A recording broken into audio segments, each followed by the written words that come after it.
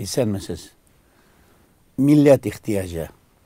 Халык язмышы турындагы хәбәрләр товар була аламы? Һәм аларны кем аңлый? Кирәкме алар? Алар модадан чыкмыймы? Менә шундый сораулар килә кай вакытта башка. Әйдә карыйк Ватаным Татарстан газетасының әлеге иң соңгы юан санында халык язмышы татарлар өчен әһәмиятле нәрсәләр язылган. Безнекеләр БМОда Берләшкән Милләтләр оешмасында дигән язмада Рөстәм Миңнехановның Нью-Йоркта шушы Берләшкән Милләтләр оешмасында штаб-квартирасында чыгыш ясау турында языла. Миңнехановның ондагы чыгышы нинди мәгънәгә иясең?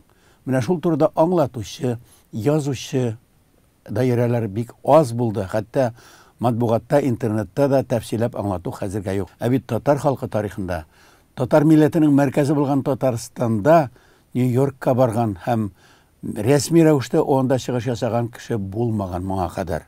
Димәк, бу милләт язмышына бәйле. Тотрыклы үсеш турында сөйләгән президент Татарстанның. Тотрыклы үсеш нәрсәсең ул? Без бит инкыйраз турында ешрак искә алабыз һәм күрәбез инкыйразның кайбер галәмәтләрен. Ничек булыр бу? Тотрыклы үсешме, инкыйразмы? Шул ук санда Казанда крематорий төзү турында язма бар. Ул булай дип атала: хәтер булып синнән көлең кала. Америкада 2100 крематорий бар, кешене яндыра торган. Россиядә бары тик 26. 16 шәһәрдә. Инде хәзер Казанда да булачак. Аның өчен 350 миллион акча тотылырга мөмкин икән. Һәр хәлдә башка Түбән Новгородта шулай тотылган. Кирәкме бу, кирәкмиме, ничек була? Шул турда язылган һәм шушы хезмәтнең бәясе кеше гәүдәсен яндырып тоттыру бер чүлмәккә салып 18000 сумга төшә икән. Милләткә бәйләнеш әйтеп булмый, ләкин ислам дине вәкилләре әйтәләр. Дин тоткан кеше, ислам, мөселман дип аңлаган кеше үзен яндырырга риза булмаска тиеш ди. Шул ук вакытта кайбер милләттәшләребез үзен шулай көлгә әйләндерүне хубрак күрә икән. Милләт турында мәкалә бар. Димәк, бу турыда уйланасыбыз бар һәм бу күренеш барыбер килгән. Бу глобализациянең бер күренеше һәм киләчәккә дә бәйле галәмәт бер вакыйга. Шул ук санда Рашад Низаминың әсәреннән өзек Сәйдәшнең соңгы елы. Хәтерлисезме, Сәйдәш 50нче елда ничек иҗат иткән һәм кайчан ничек бу дөньядан киткән? Менә шул турыда тетрәндергеч итеп Рашад Низами язган һәм газета шул турыда мәкаләне бастырып чыгарган. Татарстанның халык артисты Әсгәр Шакиров. Ул милләт турында иң отышлы чыгышлар ясаучы, күңеленнән үткәреп, сәхнәдән дә әйтүче шәхес, чын аксакал. Аның белән әңгәмә бик мәгънәле. Аның шундый сүзләренә игътибар итәбез. Милли хәрәкәт булмаса, Татарстан суверенитет ала алмас иде. Милли хәрәкәт кешеләре картайды, яшьләргә без түгел, аларның күз аллаулары икенче. Хәзер бит ил дигән төшенчә үзгәрде. Акча кайда, илем шунда дип яши кайбер яшьләребез дип әйтә Әсгәр Шакир. Һәм башка шундый кызыклы һәм актуаль сүзләр дә монда бар. Мәдәни җомганың соңгы санында Башкортстанның партия өлкә комитеты сәркатибе идеолог Таһир Ахунҗанов белән әңгәмә басылган. Бу әңгәмә Татарстан яшьләр газетасында 18 ел элек басылган. Хәзер инде Таһиров дигән язучы һәм Ахунҗанов дигән шушы сәяси һәм партия лидеры дөньяда юк. Ләкин аның фикерләре әле дә актуаль. Ул җанисәп вакытында санала торган татар һәм башкаларның санау буенча оештыруны, ягъни татар милләтен кай вакытта башка милләткә күчерү турындагы идеяны ничек итеп өлкә комитетта аның үзе катнашлыгында гамәлгә куелганы турында тәҗрибә уртаклашып әйтеп калдырган, хакыйкатьне әйтеп калдырган. Академик Рүзәл Юсупов телнең кадерен белик дип әйткән. Татар милләтенең язмышы татар теленең сафлыгына да бәйле әлбәттә. Һәм шунда ук Эдуард Мустафин дигән шагыйрьнең тууына 75 ел тулган икән. Кызыклы, талантлы шигырьләр. Өстәп шуны әйтәсе килә. Кем булган ул Эдуард Мустафин? Аның турында нәрсә беләбез? Кайчан туган, кайда үскән һәм кайчан үлгән? Хәтерлим, 200 ел элек Эдуард Мустафин югалды. Аның гәүдәсен тапмадылар. Җир астында да, су астында да, күктә дә, көлдә дә ул юк. Хәзер дә белүче юк. Ләкин менә күрәсез, шигырьләре калган һәм көчле шигырьләре калган. Димәк, Эдуард Мустафинны аның язмышында, тормышында, иҗатын да көз алдында тотарга кирәк. Бусы да милләтебезнең бер язмышы.